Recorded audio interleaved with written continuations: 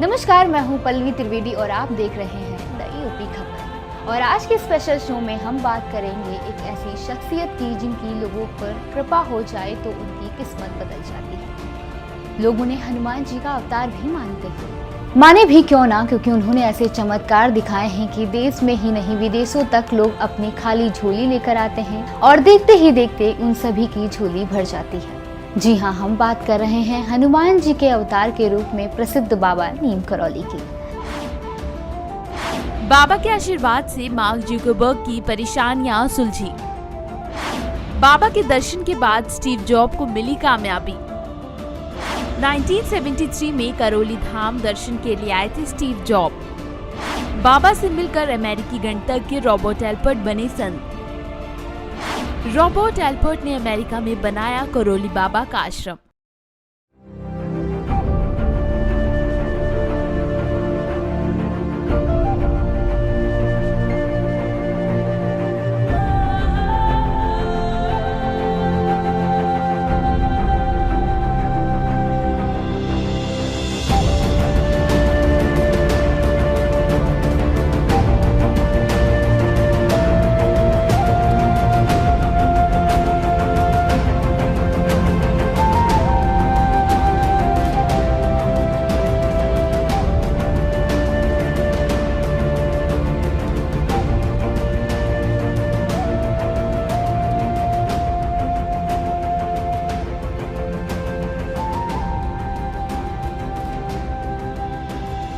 देवभूमि उत्तराखंड के कुमाऊं क्षेत्र में बना कैची धाम, जिसे लेकर मान्यता है कि यहाँ कोई भी आता है वो खाली हाथ नहीं लौटता है। जी हाँ, ये आश्रम है बाबा नीम करौली का। इस धाम को कैची धाम, नीम करौली धाम और नीम करौली आश्रम के नाम से जाना जाता है। ये मंदिर बाबा नीम करौली महाराज जी ने बनवाया है, जो चमत्कारी बाबा के नाम से प्रसिद्ध है। इस धाम में बाबा नीम करौली को भगवान हनुमान का अवतार माना जाता है। बाबा नीम करौली को भगवान हनुमान की उपासना करने के बाद अनेक चमत्कारी सिद्धियां प्राप्त हुई थी। लोग उन्हें हनुमान जी का अवतार भी मानते हैं, लेकिन बाबा बेहद साधारण तरीके से रहते थे और अपने पैर किसी को नहीं छूने देते थे। कहते हैं बाबा हमेशा ही राम नाम का स्मरण करते रहते थे। विश्व की बहुत ऐसी हस्तियां भी बाबा के सामने सर झुकाती हैं, जिनके नाम सुनकर आप भी चौंक जाएंगे। नीम करौली बाबा के भक्तों में एप्पल के मालिक स्टीव जॉब्स, फेसबुक के मालिक मार्क जुकरबर्ग और हॉलीवुड एक्ट्रेस जूलिया रॉबर्ट्स का नाम भी शामिल है। जूलिया रॉबर्ट्स तो महाराज जी से इतनी प्रभावित हुई कि उन्होंने हिंदू धर्म ही अपना लिया। नीम करौली बाबा की गणना 20वीं शताब्दी में सबसे महान संतों में होती है। नीम करौली बाबा जी का मूल नाम लक्ष्मी नारायण शर्मा था। उनका जन्म स्थान अकबरपुर उत्तर प्रदेश में सन 1900 के आसपास हुआ था। अकबरपुर के किरहीन गाँव में ही उनकी प्राथमिक शिक्षा हुई और 11 साल की उम्र में उनकी शादी हो गई थी। उन्होंने जल्द ही घर छोड़ दिया था और लगभग 10 साल तक घर से दूर रहे। इस दौरान उन्होंने गुजरात से 25 किलोमीटर दूर एक गांव में 7 से 8 साल का समय बिताया था, जहां उन्होंने साधना की थी। एक दिन उनके पिता उनसे मिलने पहुंचे और गृहस्थ जीवन का पालन करने के लिए कहा।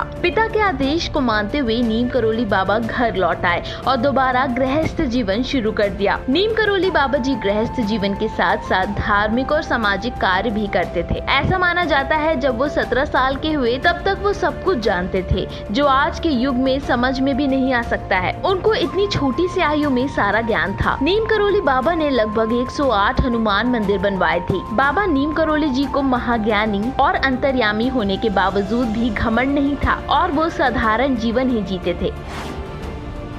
उनके चमत्कारों की बात करें तो बाबा नीम करौली धाम पर कई चमत्कारी कथाएं विख्यात हैं। ऐसे ना जाने कितने किस्से हैं बाबा और बाबा के पावन धाम से जुड़े हुए हैं, जिन्हें सुनकर लोग यहाँ पर खींचे चले आते हैं। जिनमें से कुछ कथाएं हम आपको बता रहे हैं।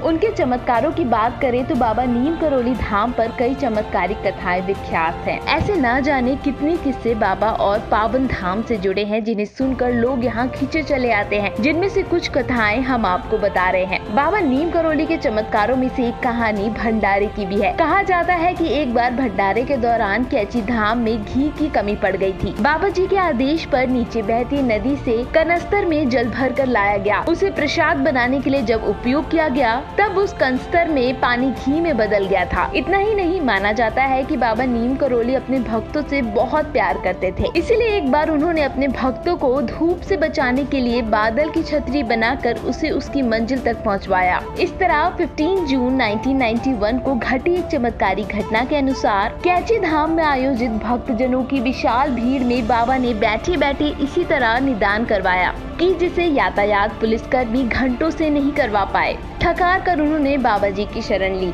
आखिरकार उनकी समस्याओं का निदान हुआ। ये घटना आज भी खास चर्चाओं में रहती है। इस तरह के अनेक चमत्कारी घटनाएं बाबा नीम करोली महाराज जी से जुड़ी हुई हैं। तो आज के स्पेशल शो में बस इतना ही। मिलते हैं किसी और कहानी के साथ अगले एपिसोड में। तब तक के लिए नमस्कार।